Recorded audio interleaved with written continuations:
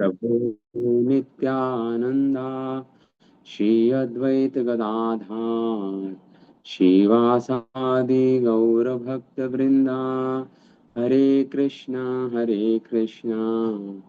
कृष्ण कृष्ण हरे हरे, हरे राम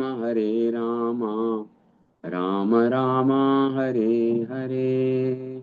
वसुदेवं सुतं देवं कंसचारूणमर्दनं देवकी परमानन्दं कृष्णं वन्दे जगद्गुरुं। कृष्णाय वासुदेवाय हरये परमात्मने प्रणतक्लेशनाशाय गोविन्दाय नमो नमः। ॐ सहना भवतु सहनं भुनक्तु सह वीर्यं करवावहे तेजस्विनावधीतमस्तु मा विद्विषावहे। ॐ शान्तिः शान्तिः शांति। तो हम श्रीमद् भागवतम के 10वें स्कंद का 29वां अध्याय पढ़ रहे हैं, रास पंचाध्याय। ये प्रथम रास 5 अध्याय हैं, इसमें से प्रथम अध्याय ये है। इस अध्याय में भगवान गोपियों का और भगवान का मिलन, रास के लिए मिलन हो रहा है। तो पिछले श्लोकों में हमने पढ़ा कि किस प्रकार भगवान ने अपने मन को बनाया उस शरत ऋतु की रात्रियों में। भगवान ने अपने मन को बनाया कि इन गोपियों को, जिसके लिए उन्होंने व्रत किया था, जिसके लिए उन्होंने साधना की थी, उनके उस प्रेम इच्छाओं को पूर्ण करने के लिए भगवान ने अपने मनस चक्रे मन को बनाया।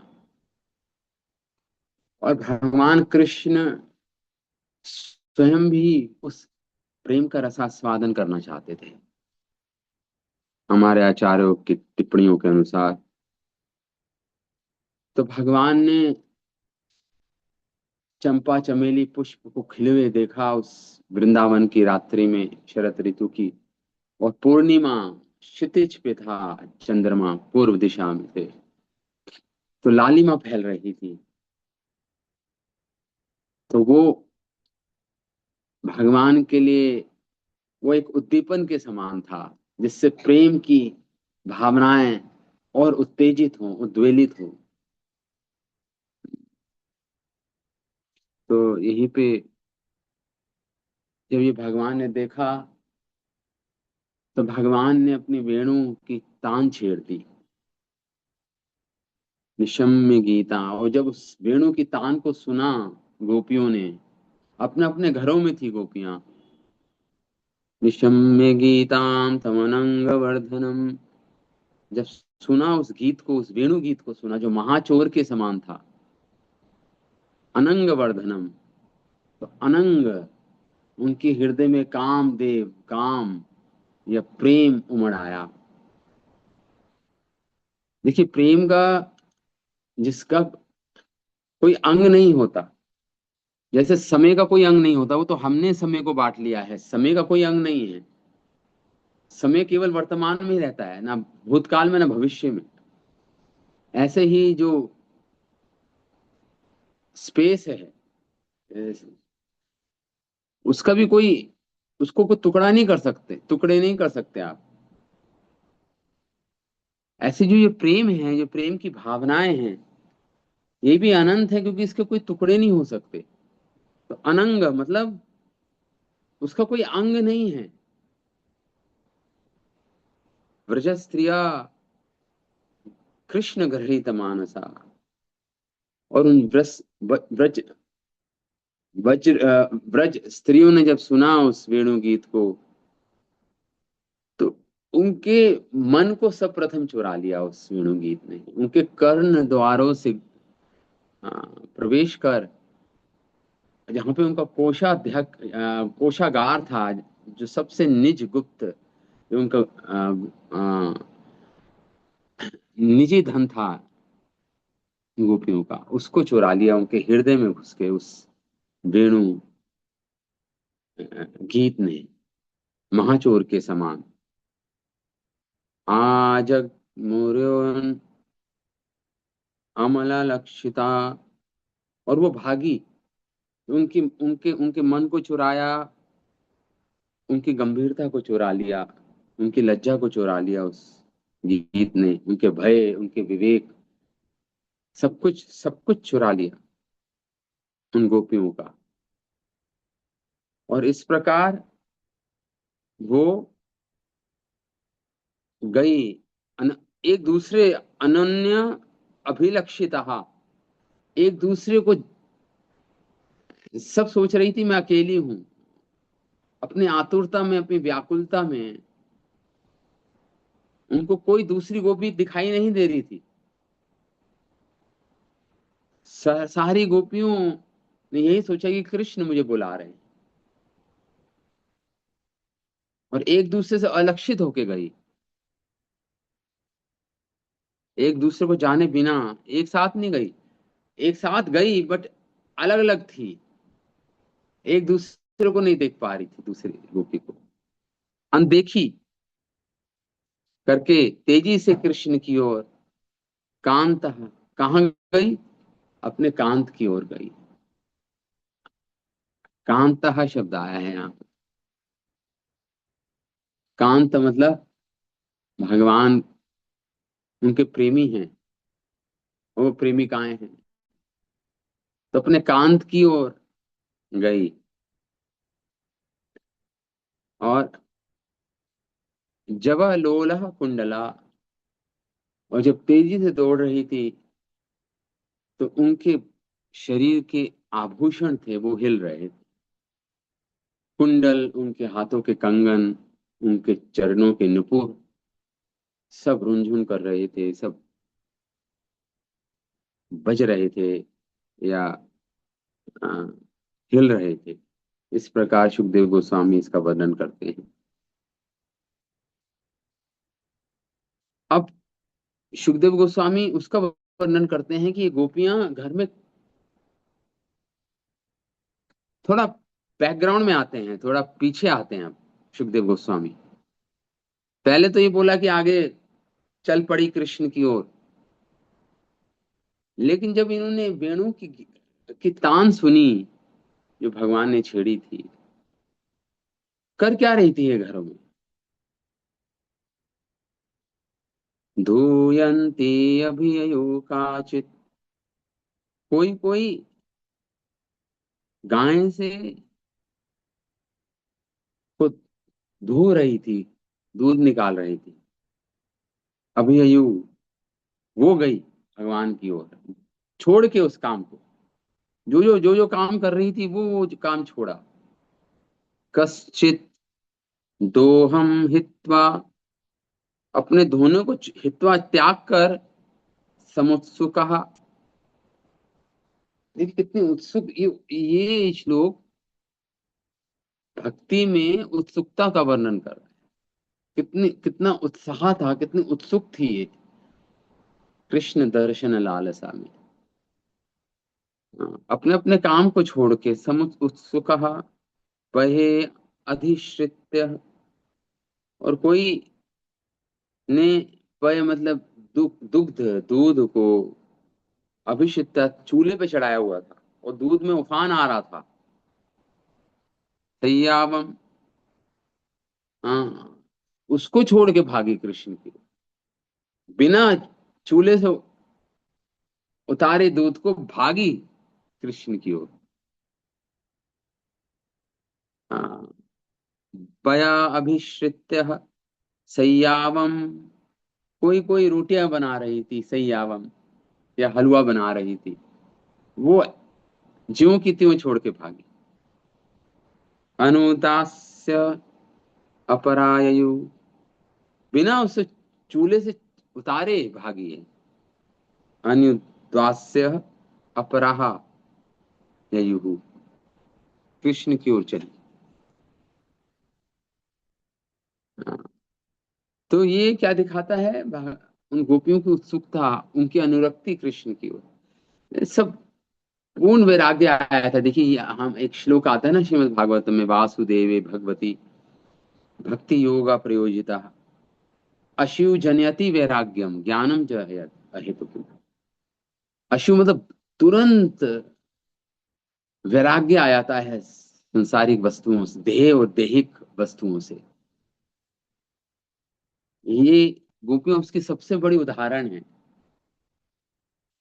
जो योग मार्ग के उपासक होते हैं या जो कर्म योग के उपासक होते हैं, उनके अंदर तो उनको तो ये अभ्यास करना पड़ता है वैराग्य का। लेकिन भक्ति मार्ग एक ऐसा मार्ग है, इसमें स्वाभाविक स्वाभाविक वैराग्य आ जाता है। इसमें वैराग्यम अशु वैराग्य मतलब इमीडिएट, तुरंत, अविलंब हृदय में वैराग्य की उत्पत्ति हो जाती है, जो कृष्ण भक्ति में लगता है, कृष्ण से प्रेम करता है। प्रेम पूर्वक अनुरक्ति के कारण हृदय में वैराग्य उत्पन्न हो गया है इन गोपियों के। और उत्सुकता, अपने प्रेमी से मिलने की जो उत्सुकता है, ये सारी गोपियां महाभाव या रागनु का भक्त हैं, सब रागात्मी का भक्त हैं सब। ये भक्ति की सबसे उच्चतम श्रेणी में ये गोपियां हैं, आचार्य हैं स्वयं, प्रेम भक्ति के आचार्य हैं ये गोपियां। हाँ, इसलिए इतनी उत्सुकता, इसलिए कोई दूसरी अभिलाषा नहीं, अन्य अभिलाषिता शून्य में शुद्ध भक्ति की परिभाषा में ये सारी गोपियां ज्यों की त्यों, वो जो शुद्ध भक्ति की परिभाषा है रूप गोस्वामी ने दी है, उसमें ये फिट बैठती हैं। उसमें ये पूर्ण रूप से गोपियों की जो भक्ति है वही उत्तम भक्ति है, शुद्ध भक्ति है। तो यहाँ पे यही बोल रहे हैं, कोई कोई गोपी गाय को धो रही थी, उसने छोड़ दिया। कोई गोपी ने दूध उबाल रही थी चूल्हे पर, उसको ज्यों की त्यों छोड़ दिया। कुछ गोपियां हलवा या रोटियां बना रही थी, ये सब छोड़ दिया। मतलब ये लोक धर्म बोलते हैं, एक स्त्री का लोक धर्म है ये, मतलब लौकिक धर्म है, वो छोड़ दिया। देखिए ये इस धर्म की तो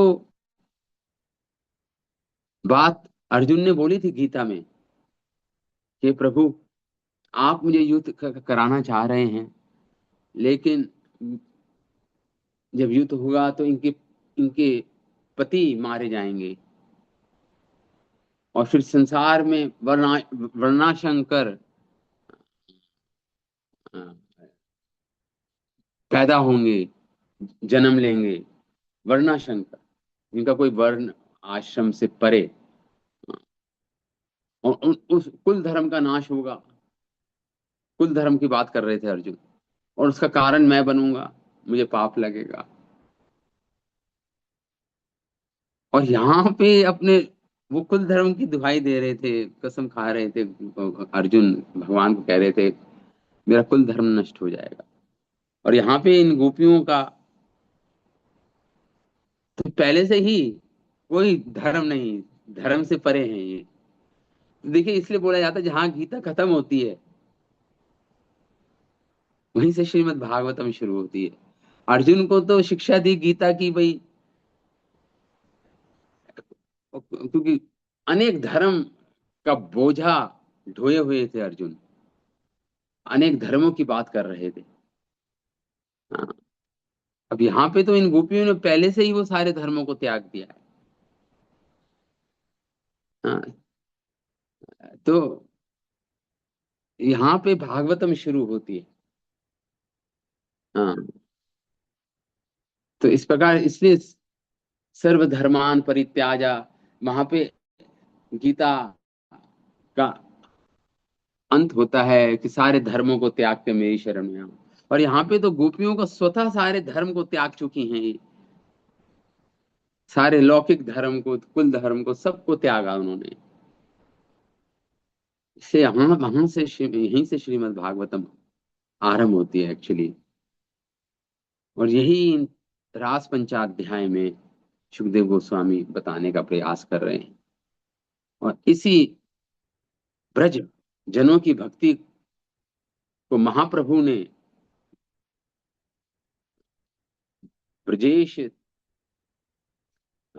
वल्गेन ब्रज बधू, ये ब्रज बधू हैं, ये जो गोपियां, इनके पद चिन्हों पर चलने के लिए महाप्रभु ने हमें इस प्रेम भक्ति का मार्ग दिखाया।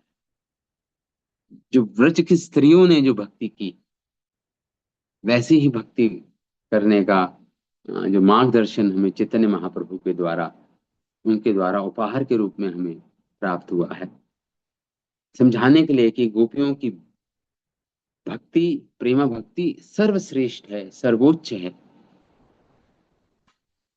अच्छा, और बता रहे हैं आगे गोपियों का क्या क्या कर रही थी ये। परिवेशन्ते तत् हित्वा, कोई कोई गोपी वस्त्र पहन रही थी उस समय। तो जब मुरली की तान सुनी, तो वो वस्त्र उल्टे सीधे पहने लग गई। जो ओढ़ने के वस्त्र थे उसको पहनने लग गई, जो पहनने पहनने के वस्त्र थे उनको ओढ़ने लग गई ये गोपियां। परिवेश्यन्ते तद्धित्वा पायन्ति शिशून् पयः। इसे विभ्रण विभ्रण विभ्रण भाव बोलते हैं। देखिए, जब रस रस मतलब रास, रास या रस, ये रस ना कई भावों से बना होता है। अनुभाव, संचारी भाव, स्थायी भाव, और ये विभाव। विभाव में एक आता है विभ्रण, पूर्ण रूप से भ्रमित हो जाना। हाँ, पूर्ण रूप से विभ्रत, भ्रमित हो जाना। परिवेश्य परिवेशन्ति तद् हित्वा पायन्ति शिशुन् पयः। कोई कोई गोपी अपने शिशु को अपना स्तन पान करा रही थी। हाँ, ये तो किसी भी स्त्री का धर्म होता है। और कोई शुश्रुतु पतिन काश्चिन, कोई अपनी पति की सेवा कर रही थी, उनके चरण दबा रही थी। हाँ, हाँ, ये देखिए, ये त्यागा, तुरंत त्यागा, शिशु को रख के भागी वो, पति की सेवा छोड़ के भागी ये गोपियां कृष्ण की ओर। हाँ, पायंती शिशुन पया शुश्रुंती पतिन काश्चित अश्नति अपास्य भोजनम।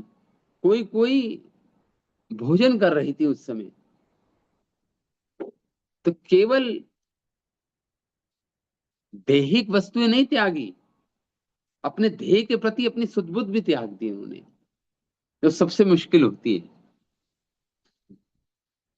भोजन कर रही थी उसको त्याग दिया, छोड़कर पास से भोजनम, भोजन को त्याग दिया।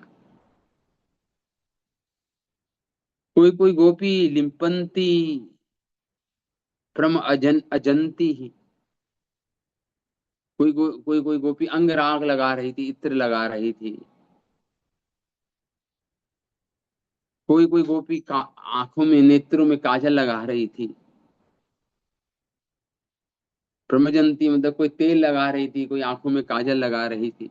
अन्य अंजन हत्या, कोई कज्जल लगा रही थी, कोई तेल मल रही थी। व्यस्त उस, तो क्या हुआ, सब कुछ त्यागा और अस्त व्यस्त हो गई। मतलब कपड़े भी ठीक से नहीं पहन पाई, वस्त्र आभरणा, अपने वस्त्रों को, अपने आभरणों को उल्टा सीधा पहनने लगी। हाथों के कंगन पैरों में पहनने लगी, पैरों के जो नुपुर है हाथों में पहनने लग गई। अस्त हो गया, अस्त व्यस्त हो गई। वस्त्र आभरण काश्चित, और वो क्या हुआ, कृष्ण अंतिका यही हो, सारे अपने कार्य बंद कर दिए, अस्त व्यस्त हो गई, और कृष्ण की ओर बा के पास दौड़ी हुई, दौड़ी गई, कृष्ण के पास दौड़ी गई। हाँ। तावार्यमाण पति भी, कुछ गोपियों को उनके पतियों ने रोका, जो विवाहिता थी उनके पतियों ने रोका। तावार्यमाण पति भी, जो विवाहिता गोपियां थी उनके पतियों ने उनको रोका, और जो अविवाहिता गोपियां थी, पितृ भी भात्र बंधु भी, उनके पिता, उनके भाई, उनके बंधुओं ने रोका उन गोपियों को जाने से। तो हाँ, इस प्रकार वर्णन कर रहे हैं यहाँ पे। गोविंद अपहृत मानस मानः, न निवर्तन्ते मोहिता, न निवर्तन्त मोहिता, क्योंकि गोपियों ने, गोविंद ने उनके हृदय को चुरा लिया था। अपहृत, अपहरण कर लिया था उनके मन को, जो इंद्रियों का राजा है मन।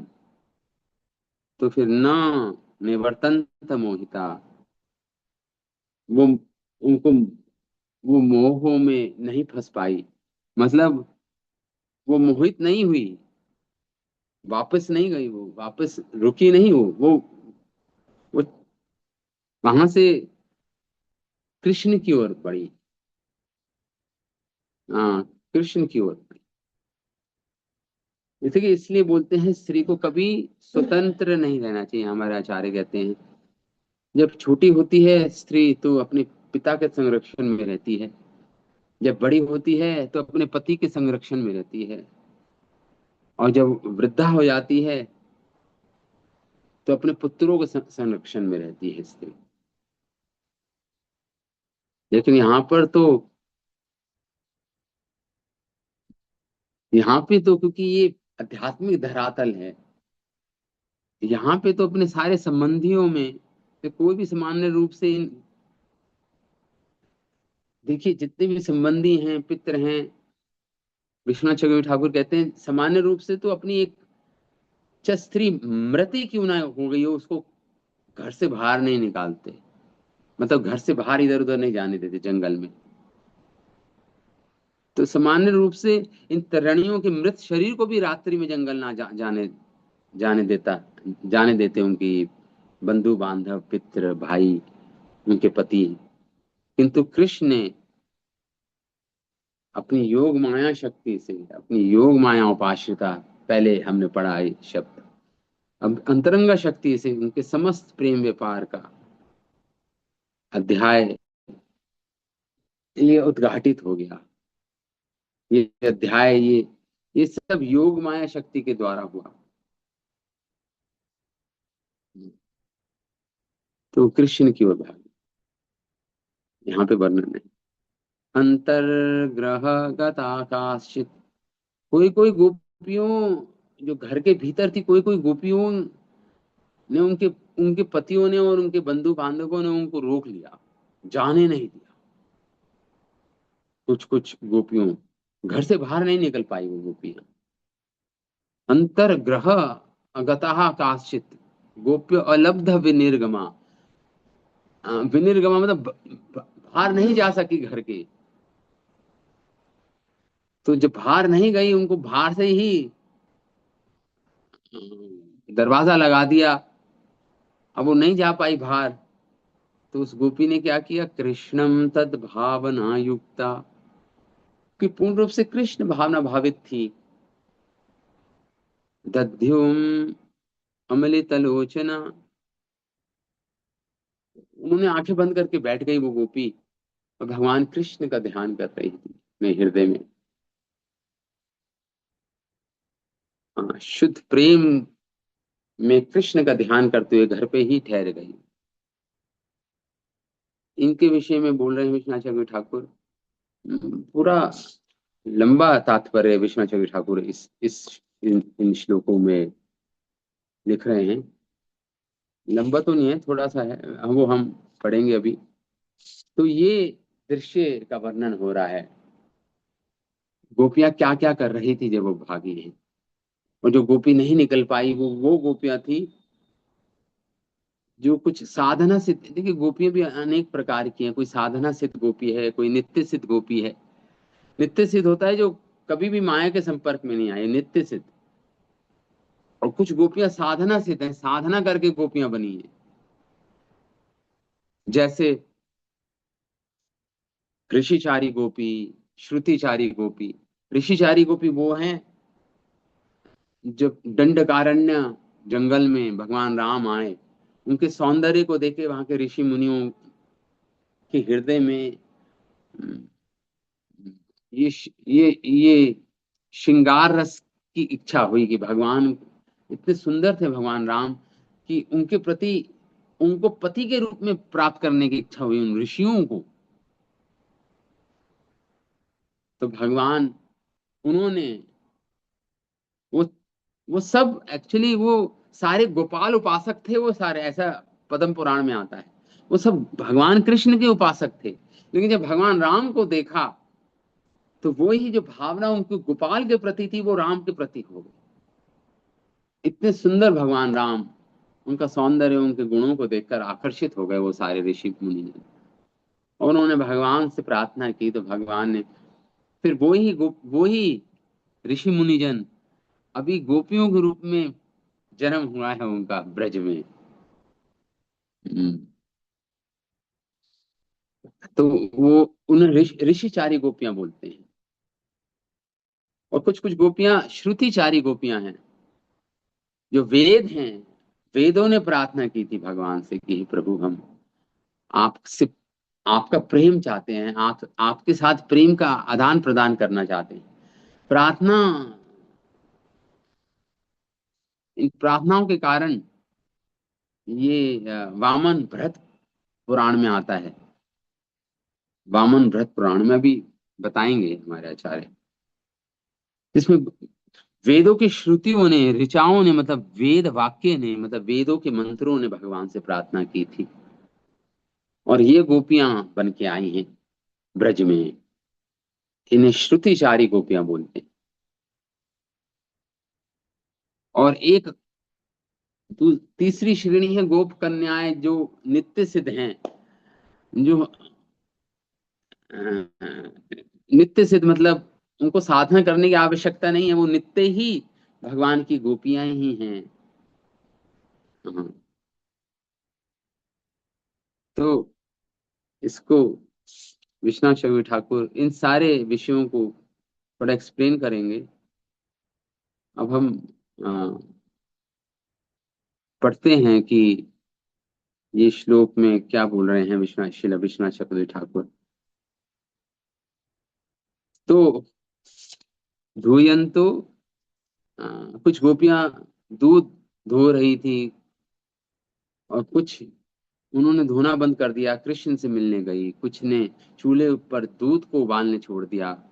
कुछों ने चूल्हे पर रोटियों को सितक सिसक सिकते हुए छोड़ दिया। श्री विश्वनाथ चक्रवर्ती ठाकुर कहते हैं कि ये किशोर कृष्ण के प्रति प्रेम पूर्वक अनुरक्त इन गोपियों की उत्सुकता को दिखलाते हैं ये श्लोक। गोपियों की उत्सुकता, कृष्ण क्या है वो श्लोक, अ, तेरह संत। कृष्ण लालसा, जहाँ कृष्ण की भक्ति मिले तो तुरंत उसको खरीद लेना चाहिए। वो कौन सा श्लोक है?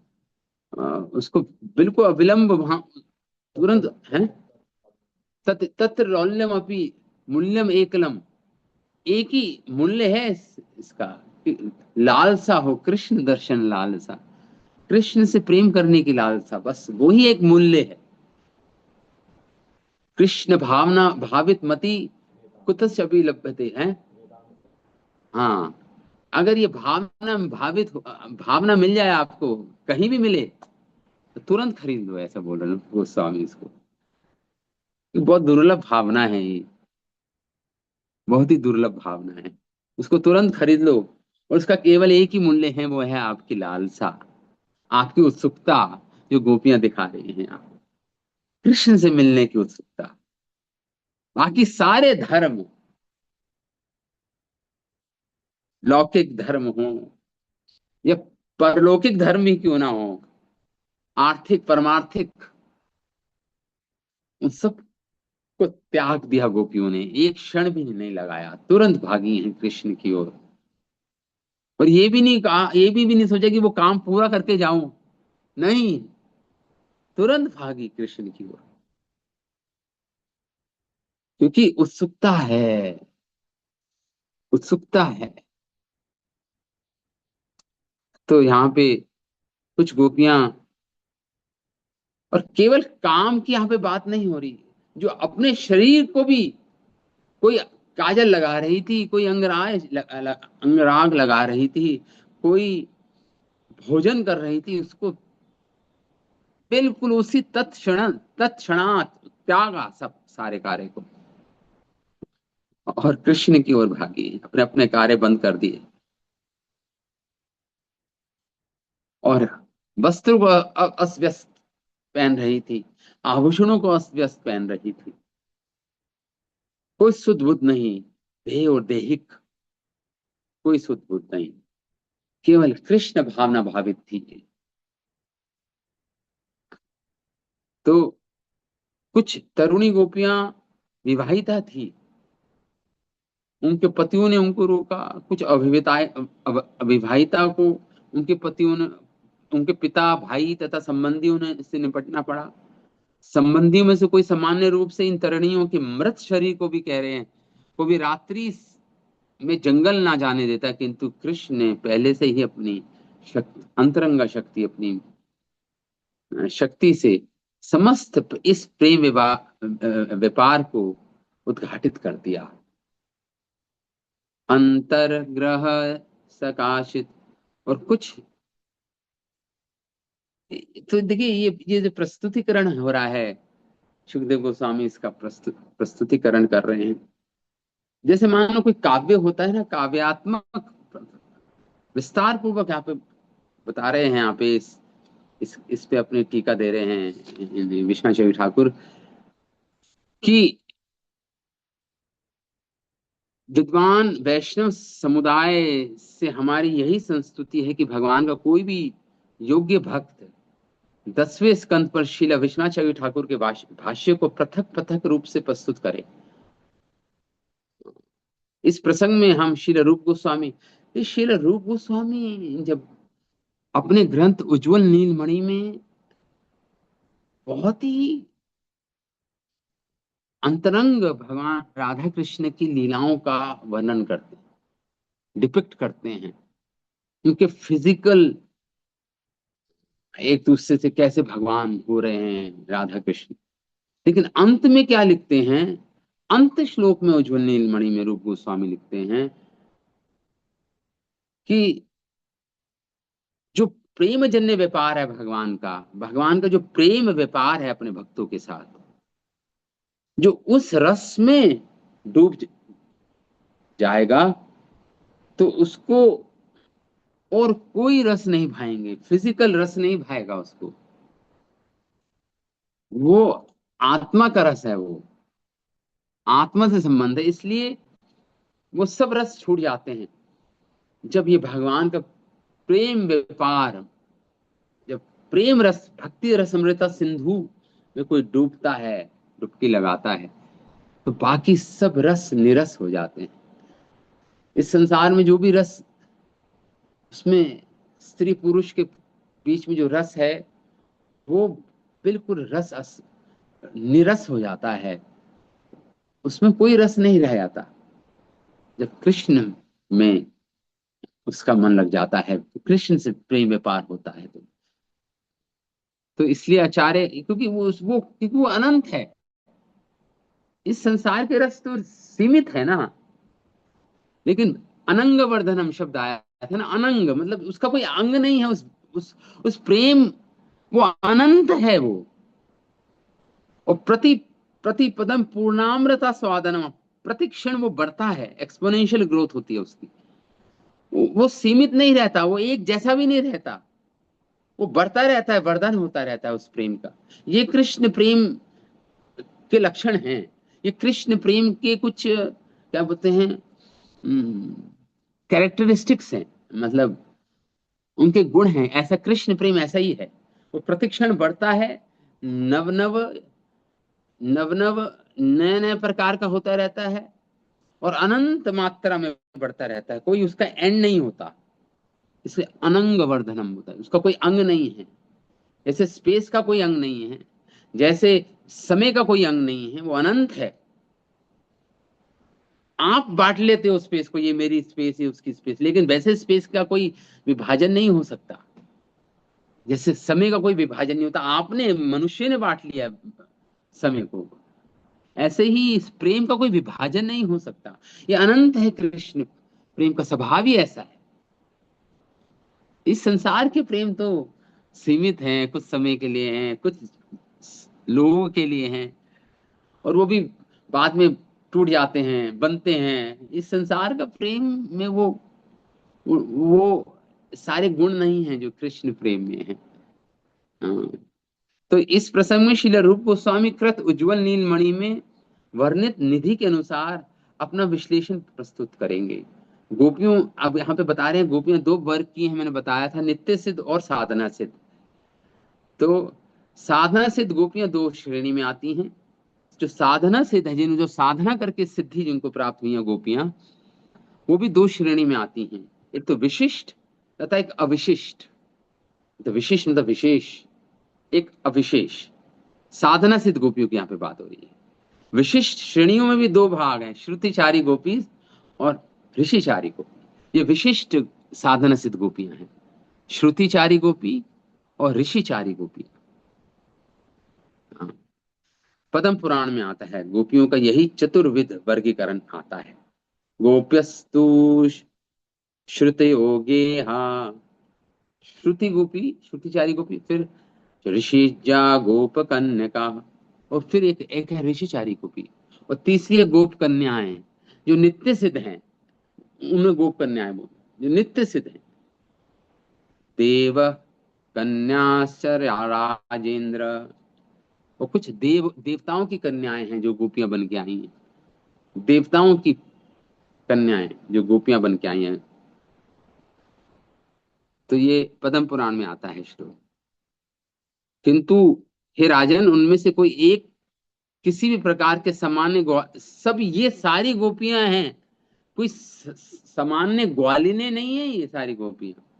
यहाँ पर बताया गया है कि यद्यपि गोपियां मानवी गोप कन्याएं प्रतीत होती थी, किंतु वास्तव में वे थी नहीं। यहाँ पर जिन ग्वाल पुत्रियों को गोप कन्या कहा के पुकारा है, वह नित्य सिद्ध गोपियां हैं। उन्होंने कभी कोई साधना नहीं की।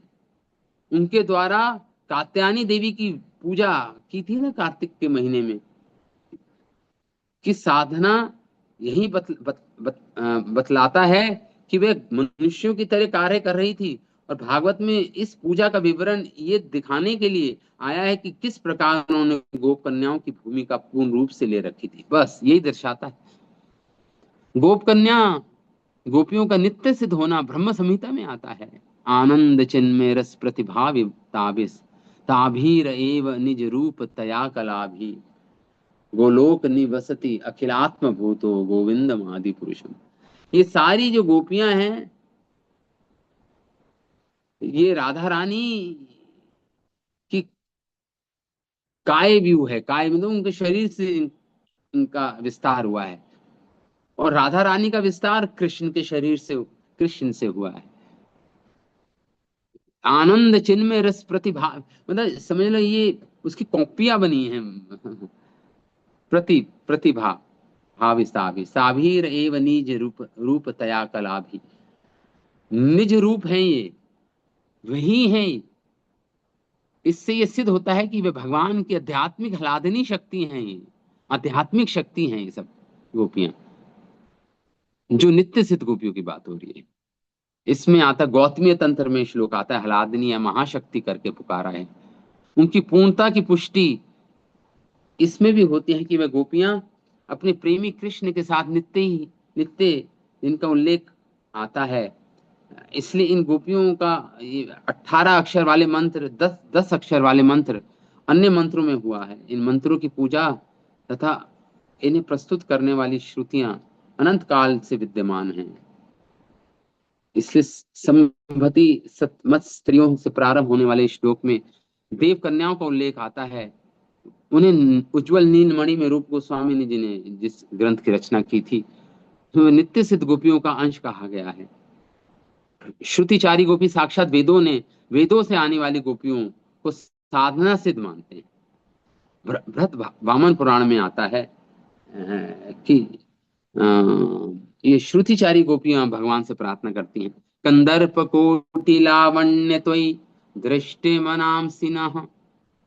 चूंकि हमने तुम्हारे मुख को देखा है जिसमें लाखों कामदेवों का सौंदर्य है। भगवान कृष्ण को कह रही है ये वेद की ऋचाएं, वेद के मंत्र बोल रही है।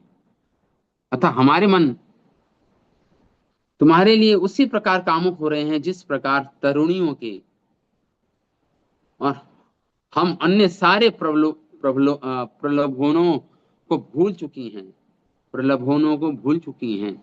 हमने इन गोपियों की तरह आपके लिए कार्य करने की इच्छा उत्पन्न कर ली है, जो आपके दिव्य लोक में रहती हैं, और इस विस्तार से हम आपकी पूजा करती हैं और कामदेव जैसा स्वभाव प्रकट करती हैं कि आप हमारे जारपति बने। देखिए ये गोपियां बनी थी। इस प्रकार वेदों की ऋचाओं ने प्रार्थना की थी। ये भरत वामन पुराण का श्लोक है। ऋषिचारी गोपियां जो साधना सिद्ध, ये साधना सिद्ध गोपियां हैं। उज्जवल नीलमणि में कहा गया है कि पूर्व जन्म में वे दंडकारण्य में निवास करने वाली महर्षियों के रूप में थी। इसका साक्ष्य हमें पद्म पुराण से उत्तरखंड में मिलता है। दृष्टा रामम हरिम तत्रा भोक्तुम इच्छम सविग्रहम।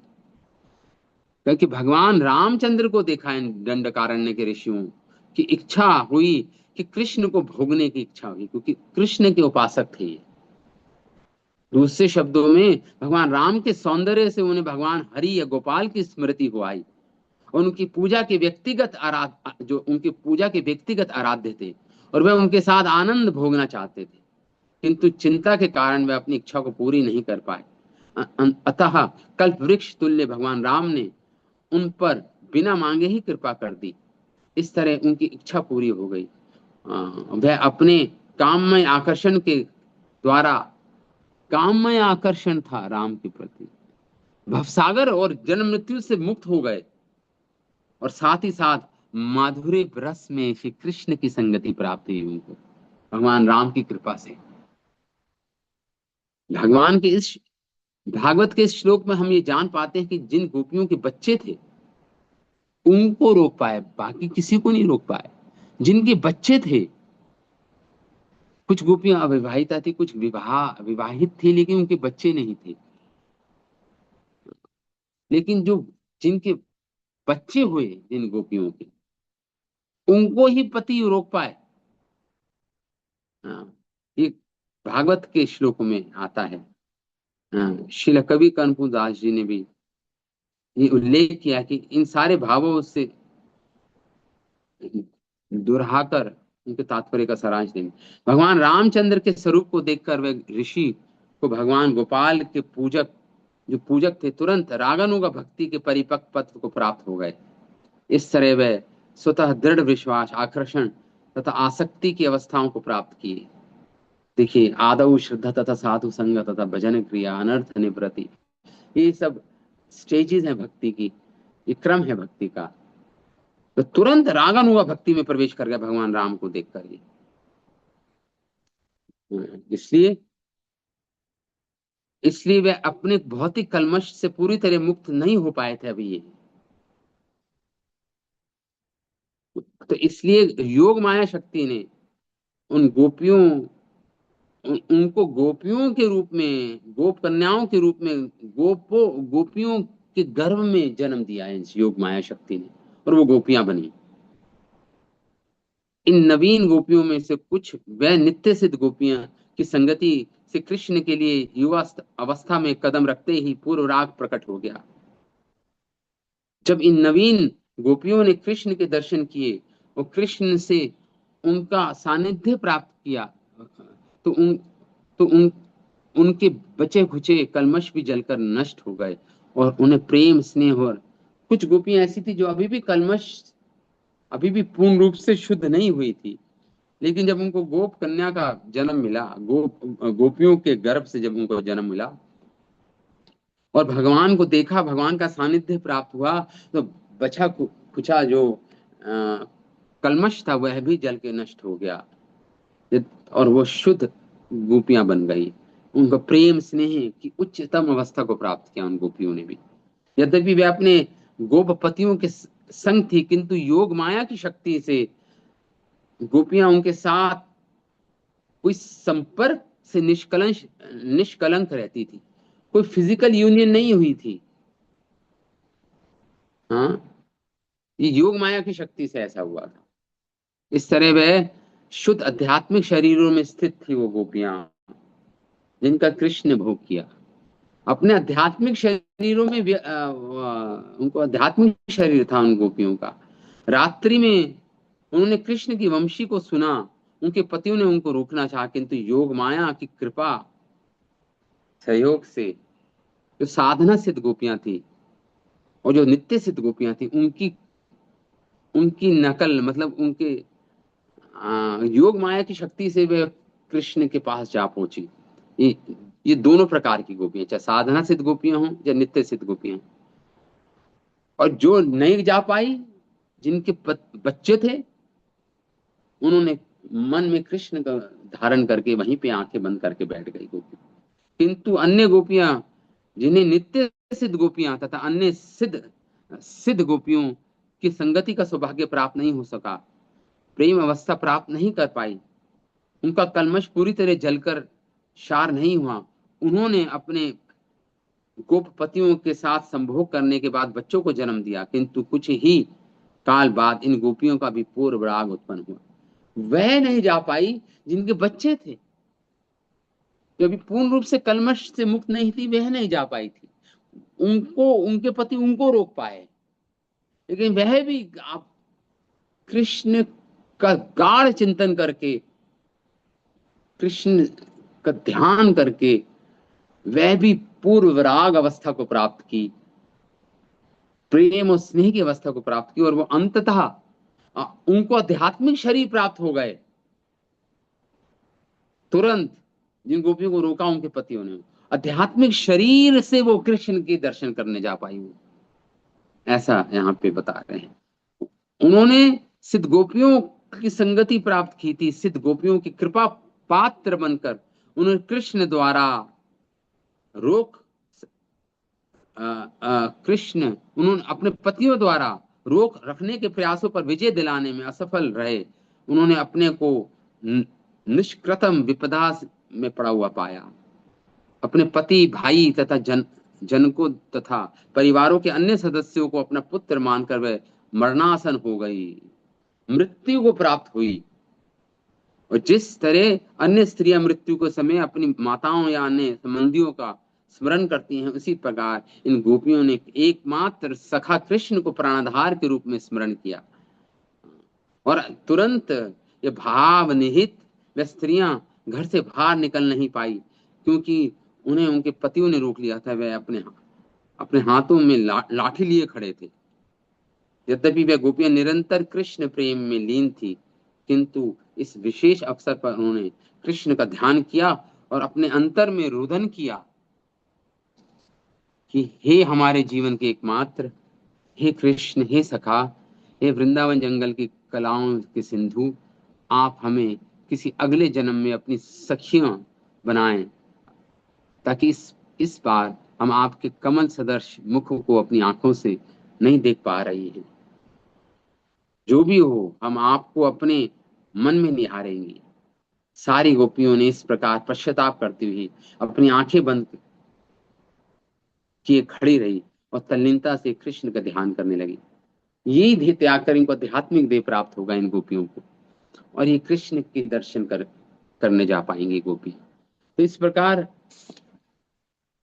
ये सारा वर्णन थोड़ा सा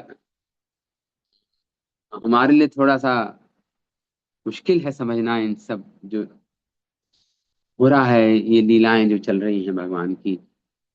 और ये गोप कन्याएं किस प्रकार, कितने प्रकार की हैं, हमने समझा आज से। नित्य सिद्ध, साधना सिद्ध, विशिष्ट अविशिष्ट गोप कन्याएं, ये गोपियां हैं।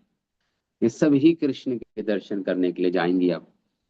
तो इस प्रकार आज हम कथा को यही विराम देते हैं। सॉरी, ज्यादा मैं अध्ययन कर नहीं पाया था कल। अब कल आके बढ़ाऊंगा इस इस प्रसंग को।